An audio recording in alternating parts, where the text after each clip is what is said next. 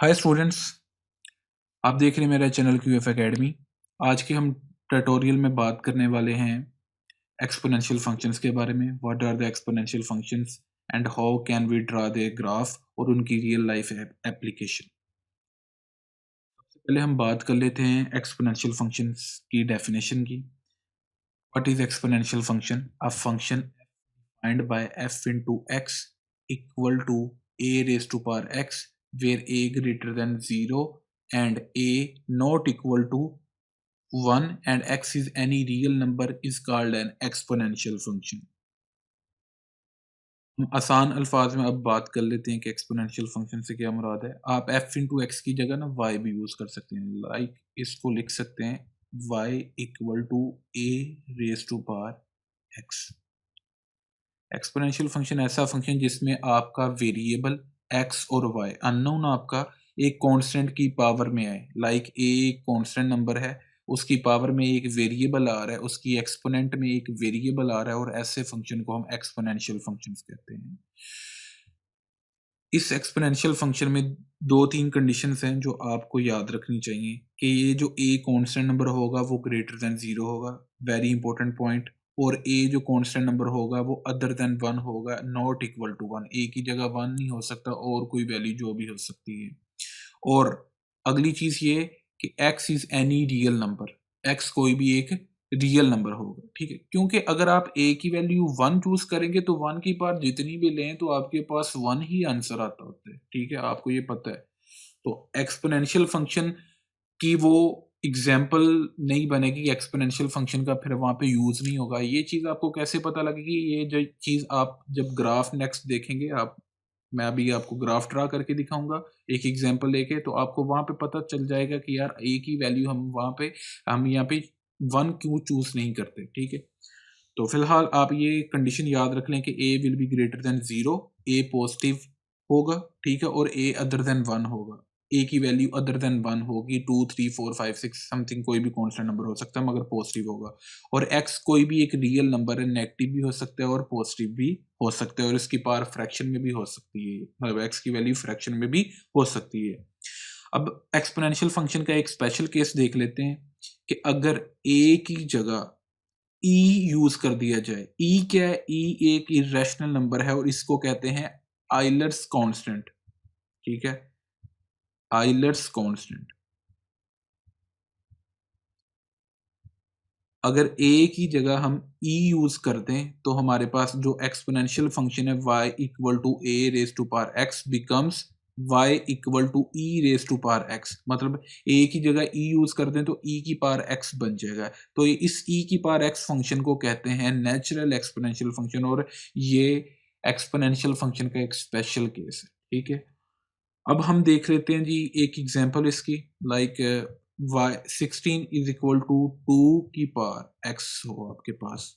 ये एक exponential function है जिसमें आपका वेरिएबल पावर में आ रहा है, एक्सपोनेंट में आ रहा है। आपने इस x को फाइंड करना है, आपने इस पावर x की वैल्यू फाइंड करनी है कि मैं यहाँ पे कितनी पावर चूज करूं, कितनी x की वैल्यू चूज करूं कि मेरे पास 16 आंसर आए। तो मुझे पता है x की वैल्यू अगर मैं 4 चूज करूं तो मेरे पास 2 की पावर 4, 2 को 4 टाइम्स मल्टीप्लाई करके 16 आ जाएगा आंसर, ठीक है। तो इसके यहाँ पे x की वैल्यू कितनी होगी जी? यहाँ पे 2, x का आंसर कितना आ गया?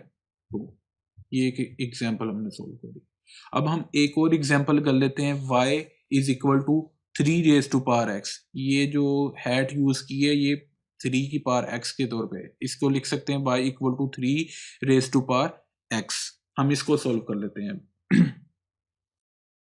यहाँ पे जी ग्राफ ड्रा कर रहे हैं, हमने x की वैल्यूज चूज कर ली। x कोई भी रियल नंबर है, हमने x की वैल्यू नेगेटिव भी चूज कर ली और पॉजिटिव भी चूज कर ली, -4 से 4 तक।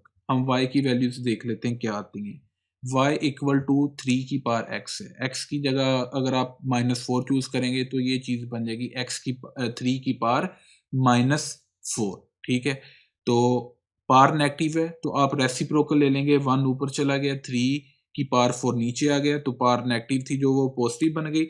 3 की पावर 4 मतलब 3 को 4 टाइम्स मल्टीप्लाई करना है, 3 को 4 दफा मल्टीप्लाई करना है, तो आप कैलकुलेटर से भी सोल्व कर सकते हैं, 81 आ जाएगा। तो ये बन जाएगा 1/81। इसी तरह जब आप x की वैल्यू -3 चूज करेंगे तो y की वैल्यू कितनी आएगी? 1/27। 3 की पावर 3 वह 27 के इक्वल आएगा। तो यहाँ पे भी वही काम किया है, तो पावर नेगेटिव थी, रेसिप्रोकल लिया, और इस केस में भी वही काम किया है जब 3 की पावर -2 थी और पावर नेगेटिव, यहाँ पे भी हमने रेसिप्रोकल लिया, तो ये 1/9 बन गया। और इस केस में भी जब 3 की पावर -1 है तो इसको बटे में लेके मतलब रेसिप्रोकल ले लिया, तो ये 1/3 बन गया। अब 3 की पावर 0 को चूज़ किया तो ये 1 के इक्वल आएगा, क्योंकि किसी भी वैल्यू या किसी भी अननोन जिसका x भी चाहे हो तो उसकी पावर अगर 0 चूज़ करें तो वो इक्वल आता है जी 1 के। एक ये स्पेशल केस है, मैं एक अलग ट्यूटोरियल में आपको बता दूँगा कि अगर किसी भी टर्म किसी वैल्यू की या वेरिएबल की पावर 0 चूज़ करें तो वो 1 क्यों होता है। एनी हाउ अब x की वैल्यू 1 है तो y की वैल्यू कितनी आएगी 3। कैसे? 3 की power 1 will be equal to 3। 3 को एक दफ़ा ही मल्टीप्लाई करेंगे, 1 टाइम मल्टीप्लाई करेंगे तो 3 ही आएगा। 3 की पावर 2 चूज़ किया तो 3 की पावर मतलब x की जगह 2 चूज़ किया तो ये 3 की पावर 2 बन गया, तो ये 9 के इक्वल आ गया जी y का आंसर। अब 3 की पावर 3 27 बन गया। अब x की जगह 4 चूज़ किया जब 3 की पावर 4 तो ये 81 बन गया, ठीक है? ये हमने वैल्यूज़ निकाली। अब हम नेक्स्ट इसका ग्राफ देख लेते हैं जी। यहाँ पे मैंने एक ग्राफ ड्रा की है, ये x एक्सिस है, ठीक है? और ये वाला जो है ये y एक्सिस है। इस साइड पे नेगेटिव एक्स एक्सिस है, इस साइड पे पॉजिटिव एक्स एक्सिस है, ऊपर पॉजिटिव वाई एक्सिस, नीचे नेगेटिव वाई एक्सिस, ठीक है? ये आपका थर्ड और फोर्थ क्वाड्रेंट में भी ग्राफ जा सकते हैं, लाजिम नहीं है कि ये आपकी जो लाइन है ये फर्स्ट क्वाड्रेंट और सेकंड क्वाड्रेंट में ही बनेगी, ठीक है? तो मेरी वैल्यूज के हिसाब से ये ग्राफ फर्स्ट और सेकंड क्वाड्रेंट में बन रहा है, ठीक है?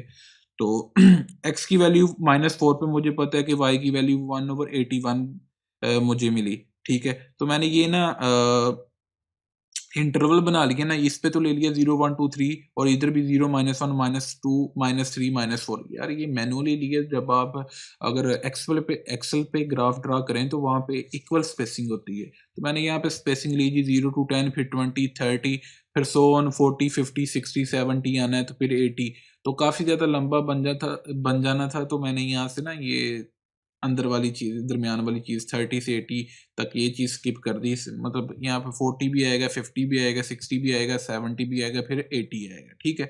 तो हम वैल्यू देख लेते हैं कि आप ये देख लें कि आपके पास x की वैल्यू जब -4 थी तो इसकी y की वैल्यू कितनी आई 1/81। तो आपने 0 से 10 के दरमियान जहाँ पे 1/81 बनेगा, 1/81 कैसे सोल्व करना है, 1 को ऊपर रख लें, 81 पे डिवाइड कर दें, तो ये 0.0213 वैल्यू आएगी, आप डिवाइड करके देख लीजिएगा। तो मैंने ये अंदाज़न यहाँ पे पॉइंट लगा दिया कि वेरी क्लोज टू 0। फिर इसी तरह जब x की वैल्यू आपने -3 चूज़ की तो आपके पास y की वैल्यू कितनी आई थी 1/27। तो आपने x की वैल्यू देखी -3 और y के ऊपर देखा 1/27। ये भी 0 पॉइंट समथिंग वैल्यू आएगी, कहाँ पे बनती है, तो आपने पॉइंट लगा दिया वहाँ पे 3 के सामने, -3 के सामने x एक्सिस के हिसाब से -3 देख लिया और y एक्सिस के हिसाब से आपने 1/27 देख लिया, तो वहाँ पे आपने पॉइंट लगा दिया। इसके बाद ये है जी एक पॉइंट, एक ये पॉइंट, एक ये पॉइंट। -2 वैल्यू थी जब x की वैल्यू आपने चूज़ की पीछे, तो y की वैल्यू निकली जी 1/9। आप ये देख सकते हैं, ठीक है, 1/9। तो इस तरह y के हिसाब से 1/9 जहाँ पे बन रहा है और x के हिसाब से -2 देखा और y एक्सिस के हिसाब से 1/9 देखा, वहाँ पे पॉइंट लगा दिया। इसके बाद x की वैल्यू जब -1 चूज़ की तो y की वैल्यू 1/3 बनी और तो हमने पॉइंट लगा दिए 1/3 के सामने, ठीक है। जब x की वैल्यू आपने 0 चूज़ की तो आपके पास y की वैल्यू कितनी बनी 1 बनी, ठीक हो गया। तो ये देख लें, ठीक है। x की वैल्यू जब 0 चूज़ की तो y की वैल्यू 1 बनी, तो आपने यहाँ पे y एक्सिस पे 1 पॉइंट के पे आप 1 पे आपने पॉइंट लगा दिए, ठीक है। फिर x की वैल्यू 1 पे आपके पास y की वैल्यू 3 आई थी, तो आपने अंदाज़न यहाँ पे 3 पे पॉइंट लगा दिया, ठीक है। x के हिसाब से, x एक्सिस के हिसाब से आपने 1 देखा और y एक्सिस के हिसाब से आपने 3 देखा। इसके बाद x एक्सिस के हिसाब पे से आपने 2 देखा और y एक्सिस के हिसाब से आपने 9 देखा और वहाँ पे पॉइंट लगा दिए, ठीक है। और एक यहाँ पे पॉइंट लग गया। इसके बाद x एक्सिस पे 3 देखा आपने, x एक्सिस पे मतलब x की वैल्यू 3 और y की वैल्यू 27 आती है, तो आपने 30 के राउंड अबाउट आपने पॉइंट लगा दिए 27 पे, ठीक है। फिर x की वैल्यू आपने 4 देखी और y की वैल्यू कितनी आई थी 81, तो आपने 80 से थोड़ा सा अब 81 पे पॉइंट लगा दिए। यहाँ पे क्या है जी 81 है, ठीक है। फिर उसके बाद आपने इन पॉइंट्स को मिला देना है, तो इस तरह करके ना एक लाइन ड्रा हो गई है, आपके पास ग्राफ मिल गया। ये आपको ग्राफ क्या शो कर रहा है कि यार x की वैल्यू जो-जो बढ़ती जा रही है, ये देखें x की वैल्यू में इतना इंक्रीज़ नहीं है, एक-एक पॉइंट का इंक्रीज़ आ रहा है, मगर y की वैल्यू में क्या आ रहा है, रैंडम इंक्रीज़ आ रहा है, ठीक है? ये चलें जी, ये तो मान लीजिए कि यहाँ पे इतना इंक्रीज़ वाज़ेह नहीं था, जब x की वैल्यू भी छोटी थी, तो y की वैल्यू में भी इतना चेंज वाज़ेह नहीं था। जब x की वैल्यू पॉजिटिव x एक्सिस पे गई ना, तो उसकी वैल्यू में चेंज कैसे आ रही है, देखें 1 से 3 पे गई है, 3 से 9 पे गई है, 9 से आगे 27 पे चले गई, 27 से आगे वो 81 पे जा रही है, 81 से आगे वो 243 पे चले जाएगी, क्योंकि जब आप x की वैल्यू 5 चूज़ करेंगे ना, तो 3 रेज़ टू पावर 5 बनेगा 243। तो देखें कि ग्राफ कैसे चेंज हो रहा है, आपकी ग्राफ की लाइन कैसे अब्रप्ट चेंज हो रही है, ठीक है? तो ऐसे केसेस में जब भी आपकी मतलब आप रियल लाइफ एग्जांपल ले लें कि यार आपकी किसी वैल्यू में इंक्रीज हो रहा है अब्रप्ट कैपेसिटर के केस में ले लेते हैं कि यार चार्जिंग ऑफ कैपेसिटर के केस में वहाँ पे हम एक्सपोनेंशियल फंक्शन चूज़ करते हैं, यूज़ करते हैं, और बैक्टीरियल डिके आपने डेथ रेट ये फाइंड करना हो तो ये रियल लाइफ एग्जांपल्स आपको इंटरनेट से मिल जाएंगी। मेन पॉइंट यहाँ से समझने वाले इसके ग्राफ से कि जब भी आपकी एक वैल्यू में अब्रप्ट चेंज आ रहा हो, चाहे वो चेंज इंक्रीमेंट की फॉर्म में हो, चाहे वो चेंज डिक्रीमेंट की फॉर्म में हो, तो वहाँ पे आप एक्सपोनेंशियल फंक्शन को चूज़ करते हैं, ठीक है? और अब रही बात वो कि आपने यहाँ पे a की वैल्यू 1 क्यों नहीं चूज़ करनी? अगर आपने a की वैल्यू 1 चूज़ की है, तो आप ये देखें, x की वैल्यू आप जितनी मर्ज़ी चूज़ करी जाएँ, चाहे 25 चूज़ करी जाएँ, आपके पास y की वैल्यू क्या मिलनी है? कांस्टेंट 1, 1 के इक्वल। ठीक है, y को 25 टाइम्स मल्टीप्लाई करें तो 1, मतलब ये लाइन ऐसे ही कांस्टेंट लाइन बनेगी ऐसे, ठीक हो गया? ऐसे लाइन ये बनेगी, सही हो गया? तो ये तो कोई मतलब अब्रप्ट चेंज आ ही नहीं रहा कि इधर तो एक्सपोनेंशियली इंक्रीज़ नहीं हो रही कोई भी चीज़, ठीक है, हमारी वैल्यू, तो यहाँ पे हमें एक्सपोनेंशियल फंक्शन यूज़ करने की ज़रूरत ही नहीं है। इस वजह से कहा गया था कि a की वैल्यू आपने not equal to 1 other than 1 choose करनी है, a की वैल्यू इक्वल टू 1 नहीं होगी। आई थिंक कि आपको मेरा ख्याल है कि आपको सारे पॉइंट्स क्लियर हो गए होंगे, एक्सपोनेंशियल फंक्शन की समझ लग गई होगी। अगर आपको वीडियो अच्छी लगती है तो इसको लाइक और शेयर कीजिएगा। ओके।